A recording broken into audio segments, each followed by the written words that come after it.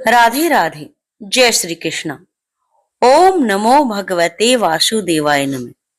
प्यारे श्रोताओं, आज हम सुनेंगे जया एकादशी की व्रत कथा। इस दिन व्रत, पूजा और कथा का विशेष महत्व होता है।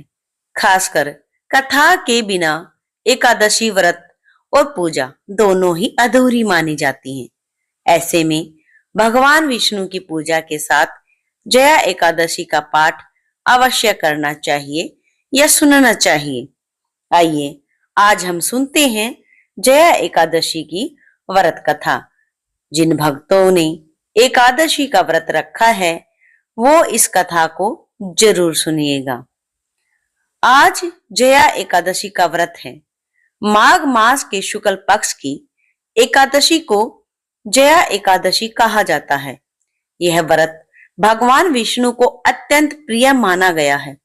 धार्मिक मान्यताओं के अनुसार जया एकादशी का व्रत करने से बड़े पापों से भी मुक्ति मिल जाती है। कहा जाता है कि इस व्रत के प्रभाव से व्यक्ति को प्रेत या पिशाच जैसी योनियों में जन्म नहीं लेना पड़ता और जीवन में शुभता बनी रहती है। इस दिन व्रत, पूजा और कथा का विशेष महत्व होता है। खासकर कथा के बिना एकादशी का व्रत पूरा नहीं होता और कथा सुने बगैर हमारी पूजा भी सफल नहीं होती। ऐसे में भगवान विष्णु की पूजा के साथ एकादशी का पाठ अवश्य ही करना चाहिए और सुनना चाहिए। इस कथा में भगवान श्री कृष्ण ने माघ मास की शुक्ल पक्ष की एकादशी के महत्व के बारे में बताया है। श्री कृष्ण बताते हैं कि इस एकादशी को जया एकादशी कहा जाता है और यह पापों का नाश करने वाली है। इसके व्रत से व्यक्ति को भयावह योनियों से मुक्ति मिल जाती है। कथा के अनुसार स्वर्ग लोक में देवराज इंद्र का राज्य था। वहां नंदन वन में एक भव्य उत्सव आयोजित किया गया था, जिसमें देवता, ऋषि मुनि, गंधर्व और अप्सराएं उपस्थित थीं। गंधर्व संगीत और नृत्य कर रहे थे। उन्हीं में एक गंधर्व पुष्पदंत और उसका पुत्र माल्यवान भी थे। माल्यवान एक सुंदर गंधर्व कन्या पुष्पवंती पर मोहित था। जब दोनों ने इंद्र के सामने नृत्य और गायन किया तो आपसी मोह के कारण वे सही ढंग से प्रस्तुति नहीं दे पाए। ताल और गीत बार बार बिगड़ने लगे।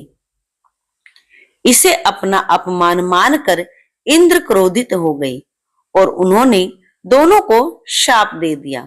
शाप के कारण माल्यवान और पुष्पवंती को पृथ्वी पर हिमालय के जंगलों में पिशाच योनि में जीवन बिताना पड़ा। यह जीवन अत्यंत कष्टदायक था। एक दिन उन्हें अपने कष्टों का कारण समझ आया और उसी समय माघ शुक्ल पक्ष की एकादशी तिथि आ गई। उस दिन दोनों ने अनजाने में ही जया एकादशी का व्रत कर लिया। उन्होंने न अन्न खाया, न फल और न ही जल ग्रहण किया। किसी भी जीव को हानि नहीं पहुंचाई और पूरी रात जागरण किया। द्वादशी के दिन व्रत पूर्ण होते ही भगवान विष्णु की कृपा से उनकी पिशाच योनि समाप्त हो गई और वे अपने दिव्य रूप में वापस आ गए। इसके बाद दोनों स्वर्ग लोक पहुंचे और देवराज इंद्र को प्रणाम किया। उन्होंने बताया कि यह सब जया एकादशी व्रत और भगवान विष्णु की कृपा से संभव हुआ है। भगवान श्री कृष्ण कहते हैं कि जो भी श्रद्धा से जया एकादशी का व्रत करता और कथा सुनता या पढ़ता है, उसके पाप नष्ट हो जाते हैं और जीवन में शुभ फल की प्राप्ति होती है। यही कारण है कि जया एकादशी व्रत पर का पाठ अवश्य करना चाहिए। राधे राधे। जय श्री कृष्ण। एकादशी के कुछ खास जरूरी नियम। एकादशी के दिन किसी की निंदा ना करें और एकादशी के दिन भगवान श्री हरि में ध्यान लगाकर विष्णु सहस्त्र नाम का पाठ अवश्य करना चाहिए। और इस दिन जितना हो सके जरूरतमंद को दान करना चाहिए। अन्न दान करे, वस्त्र दान करे, जरूरतमंद को उनके जरूरत की सामग्री दान करे, यथासंभव जितना हो सके दान करे। और याद रखें, इस दिन किसी से कटु शब्द ना बोले, किसी का अपमान ना करें। ऐसा करने से आपके पुण्य का क्षय होता है, यानी आपका पुण्य क्षय हो जाता है, तो आपको आपके व्रत का पुण्य फल प्राप्त नहीं होता। तो इस दिन जितना हो सके प्रभु हरि में ध्यान रखिए, जितना हो सके मन को स्थिर रखिए, ब्रह्मचर्य का पालन करिए।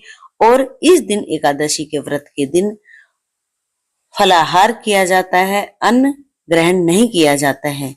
जैसा कि आज वीरवार भी है, दोनों ही व्रत कई भक्तों के होंगे, लेकिन आज अन्न का त्याग करना जरूरी है, इसमें अन्न वर्जित है, इसीलिए दोनों ही व्रत रख रहे हैं, तो आज फलाहार ही करें।